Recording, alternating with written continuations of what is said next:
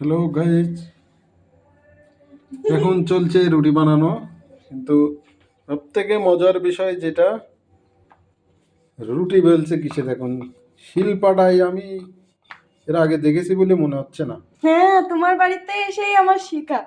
কোথায় আমার বাসার হ্যাঁ, থেকে? তোমার মা বানায়, আমার শাশুড়ি মা। শিলপাটায়?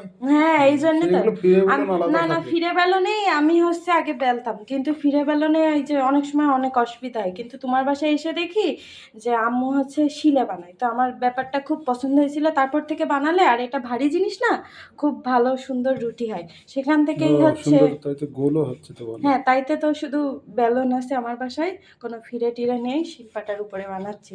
আর রুটি দেখতেই তো পাচ্ছ, খুব সুন্দর হচ্ছে। অবশ্য বানানোটা নিজের কাছে, আমি সুন্দরভাবে রুটি বেলতে পারি এই জন্য।